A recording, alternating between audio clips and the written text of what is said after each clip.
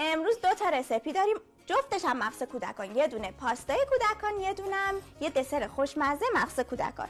مامان اول پاستا رو درست کنیم. باشه. توش قراره از پنیر ماجان استفاده کنیم. فیله مرغ رو مزه‌دار میکنیم. نمک و پودر سیر هم میریزیم. وای خوشگشه.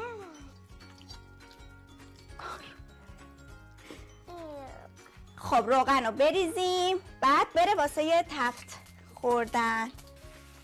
قارچ هم خورد میکنیم. ماما چه خوشگل شدن. قارچ حالا بریزیم تو مرغمون.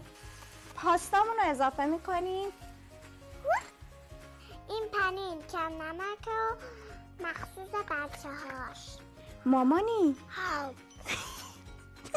همطور که میدونید محصولات برند ماجان مخصوص کودکانه.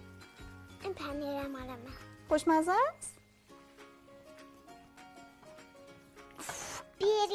بیریم یامی. خیلی قشنگ شد. یه پاستای قوی برای بچه. آقا من میخوام عرصه رو بسپارم به بهزاد این سری که بیاد دسر رو براتون درست کنه. فقط توضیح بدم ماست ماجانم پروبیوتیک مخصوص کودکانه که یه بافت خامه‌ای و خیلی لذیذم داره. بریم با بهزاد گندم. خب این ماست با خود کاسش برگردون بابا. آفرین. آها.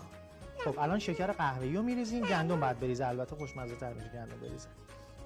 واری کله. حالا اینو بده من دستیار گندمم. گندم اینجوری ببین. ببین چی درست شده. واو چه خوشمزه.